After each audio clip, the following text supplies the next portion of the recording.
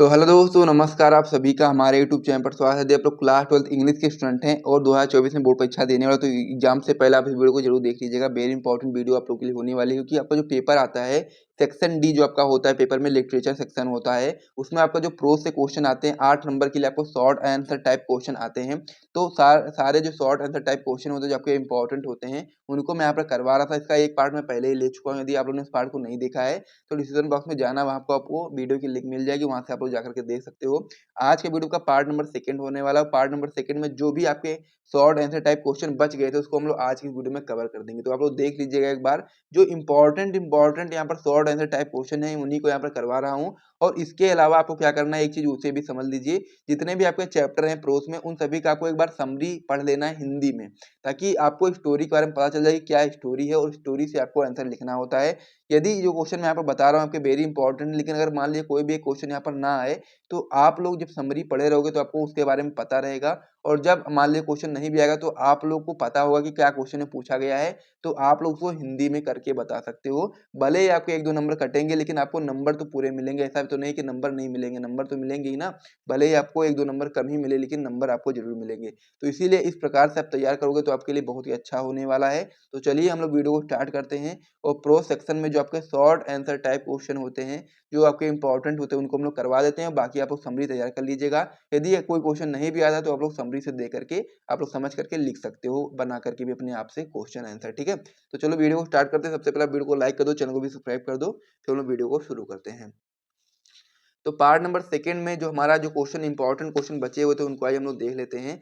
इसमें पहला क्वेश्चन आपका दिया गया कि when did the writer join the YMCA pool and Y, यानी कि जो राइटर थे उन्होंने क्यों ज्वाइन किया था YMCA पूल को, इस चीज को मुझसे बताना है। तो उत्तर में आप लोग बताओगे कि ही वॉज 10 और 11 year old when he join the YMCA pool, यानी कि जो राइटर थे वो 10 या 11 साल के थे तब उन्होंने YMCA पूल को ज्वाइन किया था। It offered an opportunity to learn to swim, यानी कि उनके पास एक अपॉर्चुनिटी थी कि वो तैरना सीख सकते थे। तो इस प्रकार से क्वेश्चन आएगा, तो आप लोग इतना बता दो, क्योंकि आपको पता है हिंदी में, तो आप लोग थोड़ा सा, अगर मान लीजिए कोई भी वर्ड नहीं भी याद आता है तो आपको हिंदी में पता है, तो आप लोग थोड़ा बहुत बना करके करोगे तो भी कोई दिक्कत नहीं होने वाली है। हो सकता है कि आपको पूरे नंबर मिल जाए, हो सकता है कि आपके एक आधे नंबर कट जाए, लेकिन नंबर आपको यहाँ पर मिलने वाले हैं, बिल्कुल भी नंबर नहीं कटेगा। अगला क्वेश्चन आपका इसमें हो जाता है कि how deep was the pool, यानी कि जो ताल था वो कितना गहरा था, और what was there inside the water, और साथ ही में वाटर के अंदर क्या चीजें हुई वो चीज हमको इसमें बताना है। आगे आप इसमें बताएंगे आंसर में इसके कि Douglas went down to the bottom of 9 feet deep water for first time, यानी कि जो डगलस था वो पानी के अंदर गया 9 फीट फर्स्ट टाइम में, वो पानी के अंदर डीप यानी कि गहरे पानी के अंदर वो फर्स्ट टाइम 9 फीट तक गया। 9 feet seem to him like more than 90 feet, जो 9 फीट था उसको 90 फीट यानी कि मोर देन, उससे ज्यादा 90 फीट तक लग रहा था। ही ग्रू पैनिकी, यानी कि वो वहां पर पैनिक कर गया, बहुत ही घबरा गया।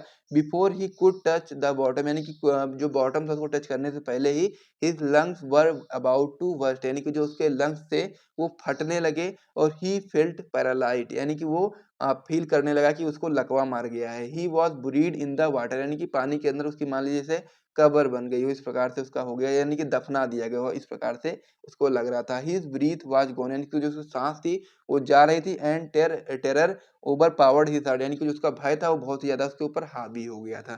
तो इस प्रकार से क्वेश्चन था कि how deep was the pool, और साथ ही में what was there inside the water, यानी कि डीप कितना गहरा था, यानी कि जो पानी था वो कितना ज्यादा था ताल में, और साथ ही में व्हाट वाज, यानी कि पानी के अंदर क्या क्या चीजें हुई वो हमको बताना। तो मैंने आपको बताया कि Douglas bent down to the bottom for 9 feet deep water for the first time. 9 feet seem to him like more than 90 feet. He grew panicky, यानी कि घबरा गया। Before he could touch the bottom his lungs, यानी कि उसके जो lungs थे वो फटने लगे। He felt paralysed, he was buried in the water, यानी कि उसकी जो वो दफना दिया गया था पानी में। His breath was gone and terror overpowered his heart, यानी कि वो बहुत उसकी सांस जाने लगी थी, और साथ ही में वो बहुत ही ज्यादा घबरा गया था। तो इस प्रकार से वाला जो क्वेश्चन था इसे भी आप लोग समझ गए होंगे। तो चलिए हम लोग अगले क्वेश्चन की ओर बढ़ते हैं।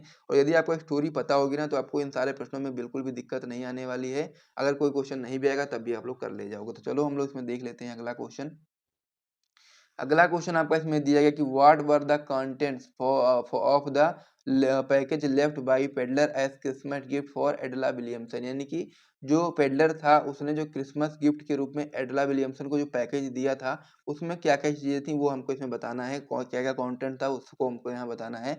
तो आप बता सकते हैं कि the package left by the peddler as Christmas gift for Edla Williamson, यानी कि जो पैकेज था जिसे पेडलर जो था वो छोड़ करके गया था क्रिसमस गिफ्ट के रूप में एडला विलियमसन के लिए, वो content are red red trap 30 kronor in crumpled notes और रॉब्ड फ्रॉम द क्रॉफ्टर, यानी कि जो उसने कह सकते हैं कि जो पैकेज छोड़ा था उसमें रेड ट्रैप यानी कि चूहेदानी थी, 30 क्रोनर इन क्रम्पलेट था और नोट्स थे और साथ ही में जो चोरी किए गए क्रॉफ्टर था वो सारी चीज़ें उसमें थी।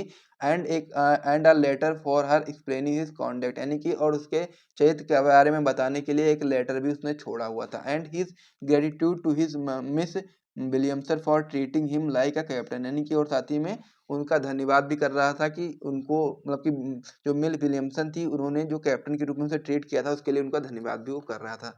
तो इस प्रकार से वाला जो क्वेश्चन था कि what were the content for the package left by the peddler as a Christmas gift for Edla Williamson, तो उसे भी मैंने आपको समझा दिया कि the package left by the peddler as a Christmas gift for Edla Williamson content the rat trap 30 kronor in crumpled notes or robbed from the crafter and a letter for her explaining his conduct and his gratitude to Miss Williamson for treating him like a captain. तो इस प्रकार से question था, ये भी आपका complete हो गया है, इसे भी आप लोग तैयार कर लीजिएगा। अब हम लोग अगले क्वेश्चन की ओर बढ़ते हैं। अगला क्वेश्चन आपका इसमें दिया गया है कि why did the peddler consider the world as rat trap, यानी कि जो पेडलर था वो संसार को चूहेदानी के रूप में क्यों समझता था, ये चीज हमको इसमें बतानी है। बहुत ही सिंपल था, इसका आंसर आप लोग बताओगे।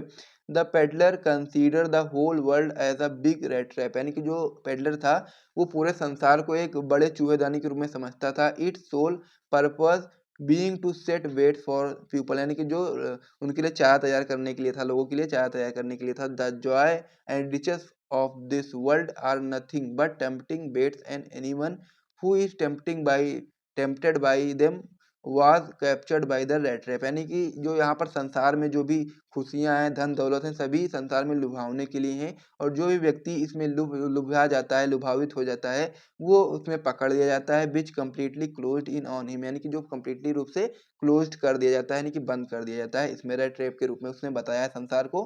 तो उसी अनुसार आप लोग इसे समझा सकते हो कि जो पेडलर था उन्होंने कंसीडर किया था कि जो अपना संसार है वो एक चूहेदानी की तरह है और उसमें जो भी मोह माया की चीजें हैं वो सारी चीजें हैं जिसमें अगर कोई व्यक्ति फंस जाता है तो वो पूरी रूप से कैप्चर्ड कर लिया जाता है, कह सकते हैं कंप्लीटली क्लोज्ड कर दिया जाता है रेड टेप के रूप में। तो ये चीज आप यहाँ पर समझ होंगे। ये वाला जो क्वेश्चन था इसे भी आप लोग याद कर लीजिए। फिर हम लोग अगले क्वेश्चन की ओर बढ़ते हैं।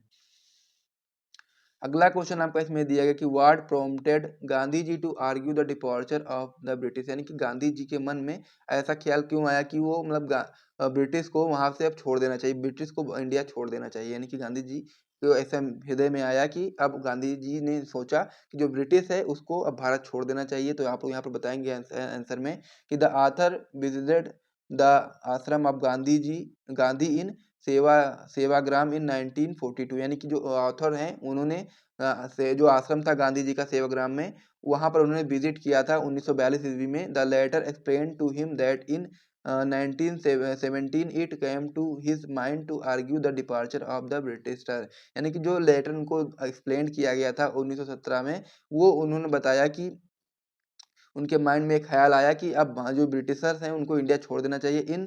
बोल सकते हो आप लोग in December 1916 Gandhi had gone to attend the annual convention of the Indian National Congress in Lucknow, यानी कि 1916 ईस्वी में गांधी जी कहाँ पर गए थे अटेंड करने के लिए, बता सकते हो आप लोग annual convention of Indian National Congress in Lucknow. Lucknow के अंदर उन्होंने जो आपका इंडियन नेशनल कांग्रेस का जो कन्वेंशन लगा था वहाँ पर लोग गए थे।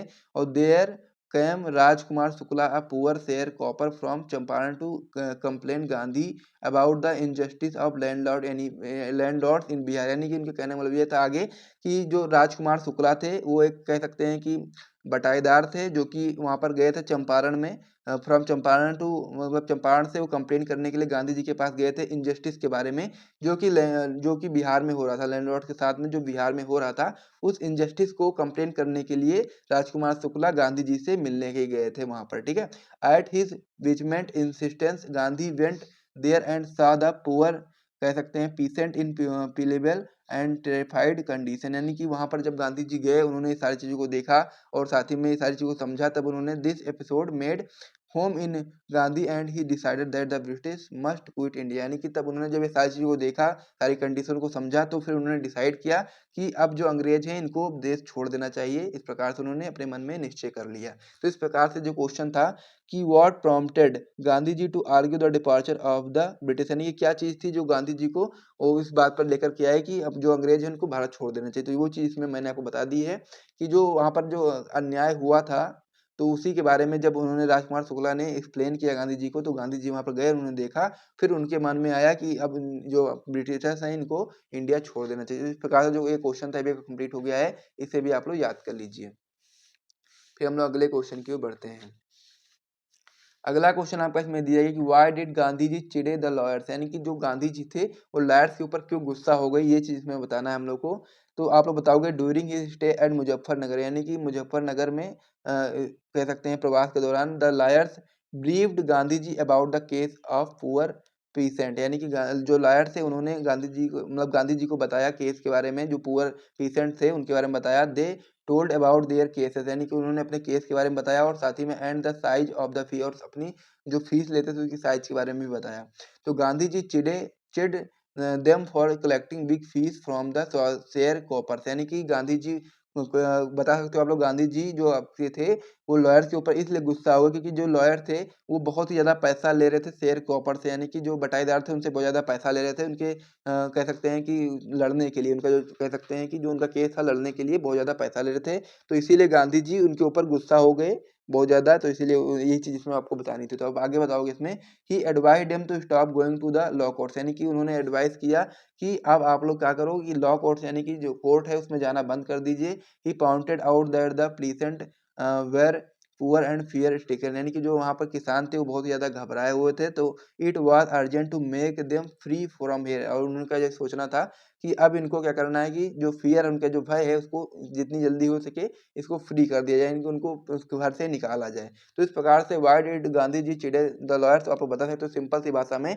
कि गांधी जी लॉयर्स के ऊपर इसलिए गुस्सा हो गए थे क्योंकि जो लॉयर थे वो बहुत ज़्यादा पैसा ले रहे थे, जो वहाँ पर कह सकते हैं शेयर कॉपर से, इसी वजह से बहुत ज़्यादा गुस्सा हो गए थे। तो इस प्रकार से जो क्वेश्चन था ये कंप्लीट हो गया। तो यहाँ तक आपके जो most important short answer type question थे वो सारे आपको कंप्लीट हो गए हैं। और साथ में यदि आपको यहाँ तो वीडियो पसंद है तो वीडियो को लाइक कर दीजिए, साथ में चैनल को भी सब्सक्राइब कर दीजिए। फिर हम मिलते हैं नेक्स्ट वीडियो में, तब तक के लिए जय हिंद।